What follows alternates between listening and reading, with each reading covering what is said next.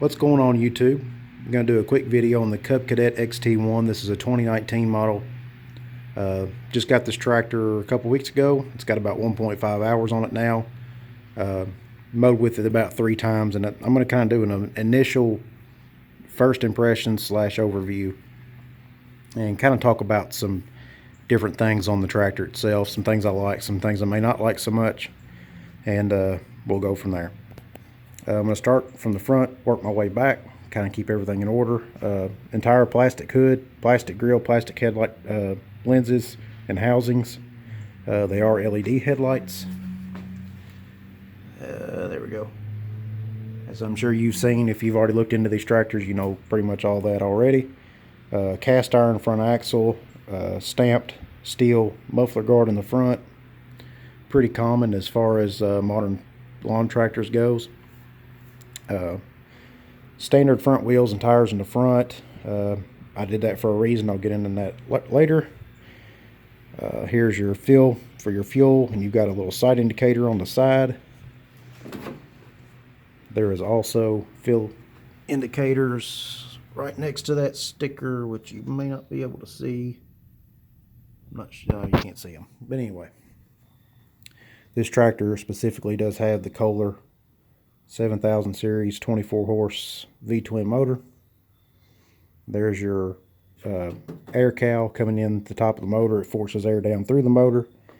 There's shields all the way around, as you can see here, and it forces the air through the top of the motor and down past these shields and out the bottom. That's how the motor stays cool. So make sure these shields stay on, make sure this air cowl stays on, or it'll overheat. You do have air induction in the top and on each side through these portholes. This is the LT50 model. This does have the 50-inch fabricated deck, which I picked specifically, and again I'll get into that here in a minute. Main body of the tractor is metal. Bottom half of the dash is metal. Steering wheel, plastic with rubber overmolds on it, nice and grippy. It's got finger grooves in the bottom. You can probably barely see those. You've got a nice little cubby hole up here in the front to put whatever you want in. There's your throttle position control. You've got your hour meter here. Sorry for it's pretty dark, but there's your hour meter. It also shows battery voltage when you turn the key on. Electric PTO on this tractor, and of course your key switch with reverse mowing override. Your park and cruise control lock is here. The seat itself, it's got the nice Cub Cadet stamp in the back. Nice comfy seat, got a high back on it. It's really nice to ride on. On the back of the seat, again, sorry for the bad lighting. Wow. Cub Cadet on the back of the seat. And then you've got what they advertise as heavy duty, larger springs. Supposedly supposed to be larger than what most manufacturers put on. There's a leaf that I forgot to blow out. But I don't notice a substantial difference when mowing as far as seat ride comfort with these springs versus standard springs. And I've had a lot of mowers. I don't really see much difference. Of course, there's your battery. There's a fuse link there on the battery. So that's no longer hidden under the dash where you can't see it like most tractors. And I apologize for the mowing noise in the background if you can hear that. The neighbor's mowing. I'll try my best to overcome that. It's got a nice kind of pistol grip style handle for the deck adjustment. Nice and grippy, nice and comfortable to grab. It's kind of soft and it's easy to adjust. The deck is very easy to adjust. Kind of glides up and glides down, almost like it's assisted in some way, which it is with springs, I know that, but most of them kind of pull your arm down when you go to lower them, and then you have to kind of put some weight behind them to pull them back up. That one glides pretty easy. Off to the side is your deck chute, of course. One thing I want to talk about here, you see the little metal bracket with a little tag hanging off of it that holds the chute up. If that comes with your tractor, whether you buy it sitting like this one is sitting, already put together and it happens to have it in there, or if you buy your motor in a crate and you have to put it together at home, keep that little bracket. That makes it nice for storage. It holds that flap up out of the way. It just sits in, sort of like you would put a discharge chute on a riding or on a push mower, where it just kind of clips in under two rods. That's kind of the way that sits in, and it holds that flap up out of the way. Makes it easy to store the tractor. Like for example, I parked mine up against this wall. Never mind the oil leak. That's from the old tractor. I kind of put it in this corner in front of my old Sears tractor and kind of keep it out of the way. And that makes it nice to put that up so I can get it closer to the wall. Standard rear tires, rear wheel size, standard on most tractors. Here's your hydrostatic forward and reverse. Pretty standard as well. Different grip designs, but pretty standard operation. I do like it's got a beefier steel tube here that's a little bit stouter than most. I do kind of like that. You can go about this one or two ways. You can set your foot on it, rock it back and forth, which is what I do. Kind of put your heel on the reverse and your toe on the forward. Or you can put your foot here and then lift it off and go to reverse. That's pretty well a general overview of it. The reason I bought this tractor, I'm going to get into that briefly. There were a lot of different options available with the XT1. You can go with a stamped deck, 46-48 inch cut, or you can go with a fabricated deck. I think they come in a 48 and a 50. There's probably some other options I'm forgetting, but I didn't really look all that much. I fell in love with this one as soon as I saw it. When I buy a lawn tractor, I don't look at the price at the given time that I'm purchasing it. Granted, that is a factor, but it's not the most important factor. You get what you pay for. You really do. So the reason I opted for this tractor specifically, and this was from a dealer on their showroom floor, I loaded it. I drove it off the showroom floor and put it on my trailer and took it home. Is mainly for two reasons. One, the 50-inch fabricated deck. That's going to be a low maintenance deck in the future. Honestly, that deck will probably outlast the mower itself. Now, granted, the spindles are not serviceable. They're not greasable. If the spindles go out, replace them. That's about your only option.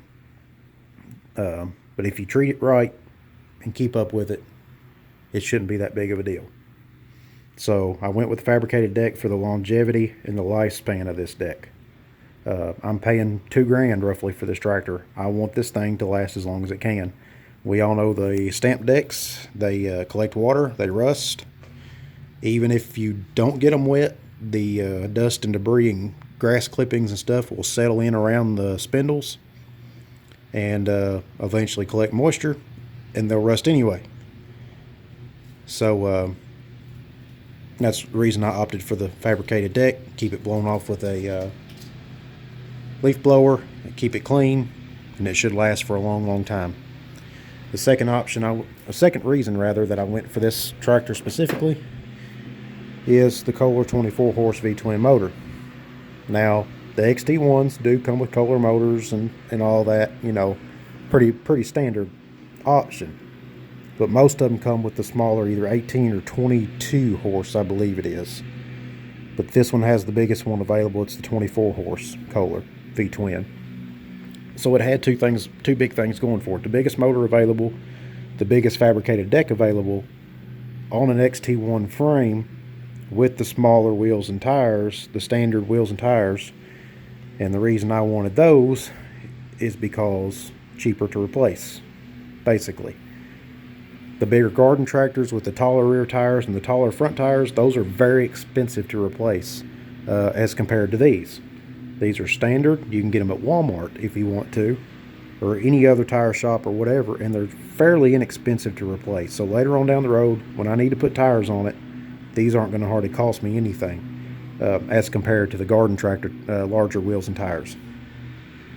So big motor, fabricated deck, standard wheels and tires. It's pretty well a easy maintenance machine, and it's a low cost maintenance machine, and that's my big deal as to why I purchased this specific mower and why I had to have it immediately when I saw it. Granted, I'm sure other places had this exact setup. That's great. I hadn't seen one in my county or my area until I came across this one. So as soon as I saw it, I signed the papers, I brought it home. Just kind of giving a rough estimate to you guys that are kind of looking at buying one. I don't normally discuss finances with other people, but this thing was about $2,200 out the door. That's including a $100 fee for the dealership or the dealer itself for whatever they have to do, which is fine. I mean, they got to make some money on this thing somewhere. The reason I say that, I got this at 0% interest for 2 years, and it's on a 2-year payment plan. I don't have to pay a dime of interest on this mower. I'm borrowing their money for free. $92 a month, I believe, is what it came out to, all said and done. And that's with the mower priced. I believe it was at $2,099. I believe that's right at $2,100 for the mower itself, plus the $100 fee. So not bad. I'm not having to pay an ungodly amount of interest for it. Actually, I'm paying no interest on it, and I didn't have to have the $2,000 up front. I can make payments on this. I can enjoy it. $92 is definitely handleable on my part. So it's a pretty sweet deal, really. One last point I want to talk about on these lawn tractors, and that's what this is. This is a lawn tractor 50, LT50. A lot of people have problems out of lawn tractors. They don't last long. The rear ends go out, the motors blow up, the decks wear out, stuff like that.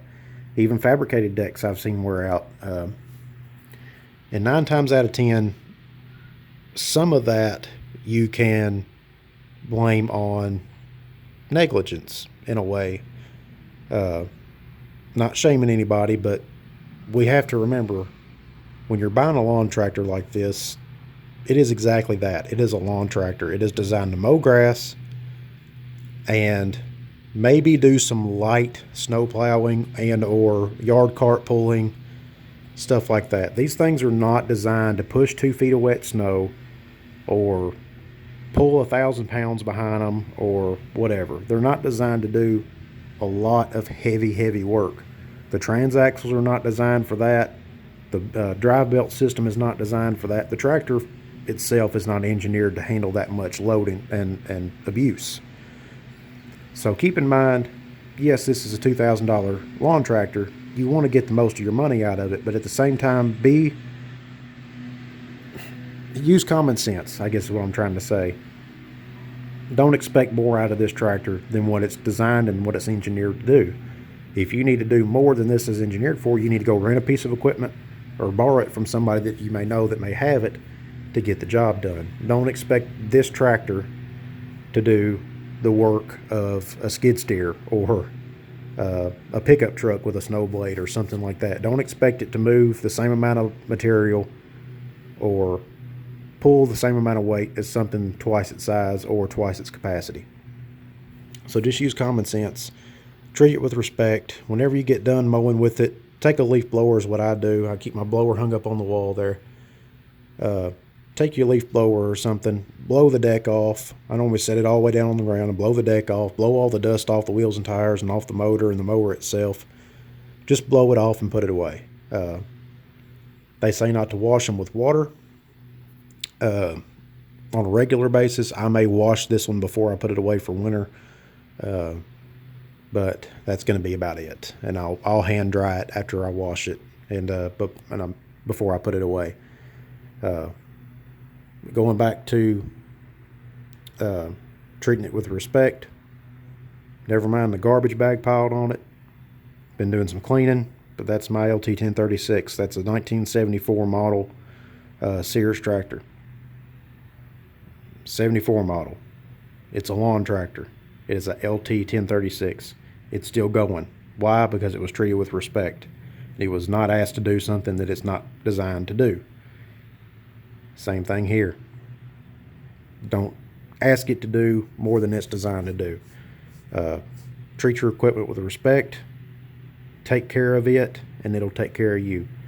I hope this kind of gives you a rough idea of the XT1 and some of the features and functions, and kind of a up close and personal look of it before you go to the dealer yourself and look for yourself. If you have any questions or comments on this, be sure to ask me in the comments. I'll try to get to it as much as I can. I work a lot of hours. I'm actually in my work uniform right now, fixing to go in tomorrow night. Actually, this is my only day off, really. But if you have any questions or comments, like I said, leave them below. I'll try to get to you. Try to answer all of them that I can. Again, this is the XT1. This is 2019 model. Thank y'all guys for watching, and we'll see you next time.